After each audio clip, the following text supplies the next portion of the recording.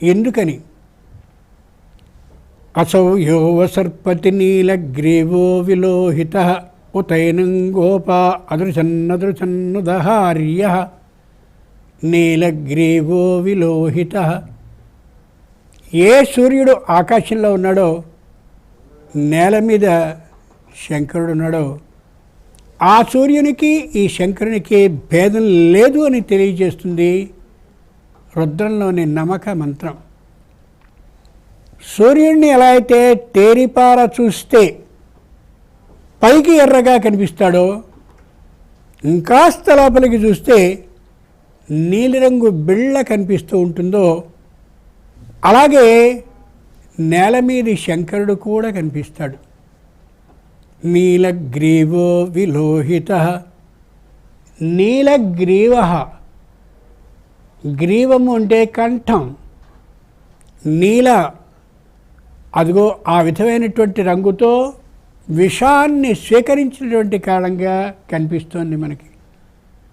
ఆయన నీలగ్రీవాన్ని మనం చూస్తే ఏమని అర్థం చేసుకోవాలి? ఓ శంకర, వచ్చినటువంటి కాలకూటం అనే ఆ విష అగ్నిని మొత్తం ఈ లోకం మీదకి వెళ్ళి ప్రపంచాన్ని అంతటినీ ధ్వంసం చేయకుండా ఉండేలా నువ్వు నీ కంఠంలో ఆపి నీ కంఠానికి ఆ మచ్చని కలిగించుకున్నావే, దాని ద్వారా నేను జీవిస్తున్నాను అని. విలోహిత. మరి శంకరుడు మొత్తం తెల్లగా ఉంటాడు కదా అని అనుకుంటాం.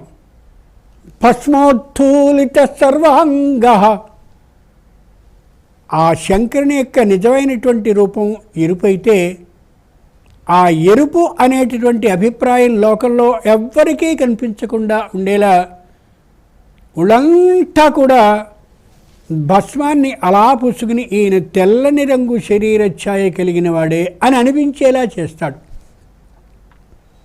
అటువంటి శంకరుడు సూర్యునితో సమానమైనటువంటి వాడు కాబట్టే లోకంలో ఎవరైనా సరే మన పిల్లలకు లేదా మనుమళ్ళకు మనవరాళ్ళకి అక్షర అభ్యాసాన్ని చేయించాలి అంటే బుద్ధిశక్తిని ఆరోగ్యాన్ని ఇచ్చేటటువంటి సూర్యుని దాకా మనం వెళ్ళలేం. కాబట్టి సూర్యునికి ప్రతినిధి అయినటువంటి భూలోకంలో ఉన్న శంకరుని ఆలయానికి వెళ్ళి నమ శివాయ సిద్ధన్నమః అనే రాయించుకుంటాం.